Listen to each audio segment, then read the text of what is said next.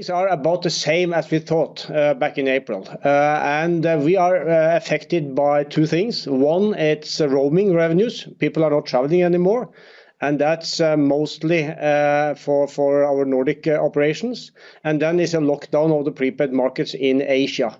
However, as we said in April, we have an operating model where we actually can adjust then challenges on the top line with cost reductions. And that's exactly what we have done. So even though our top line declined due to those two factors, we have been able to reduce cost further, such that we are coming out with a 1% EBITDA profit on margins. So we are quite pleased actually with the way we have handled the situation.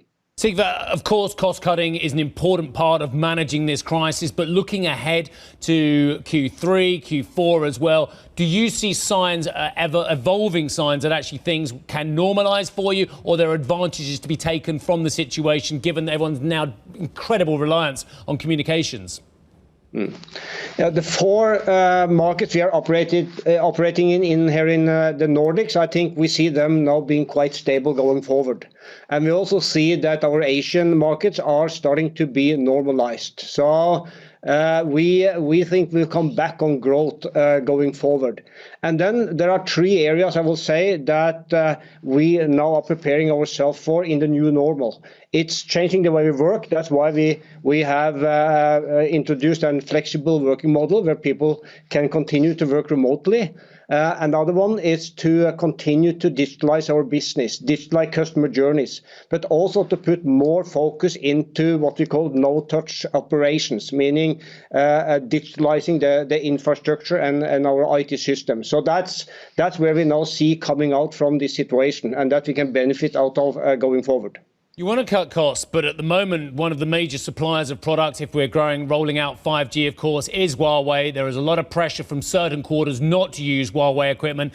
Are you taking a country-by-country decision, or actually have you reached a decision on the involvement in Huawei in building up 5G as far as you're concerned?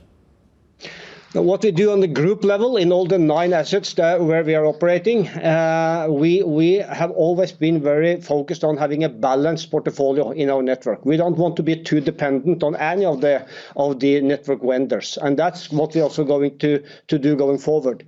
But the actual decision on 5G vendor is going to be country by country based, and that's also related also to the various regulations or decisions that the governments are having around. So we have decided on 5G vendor here in Norway, and also done it in Finland, and then the rest will come in the months and quarters to come.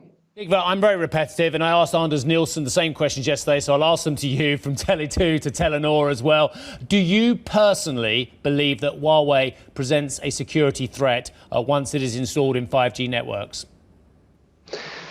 What is important for us is that it's our responsibility to make sure that the networks are secure and that we are delivering the best service to our customers. So we are operating the networks regardless of where we're buying the equipment from. And that's also why we have been very focused on the core network where we are having European vendors, and the access network we have brought in also a wider number of vendors. So it's this balance in the portfolio which is important for us, but it comes down back to our responsibility to make sure that our networks are secured.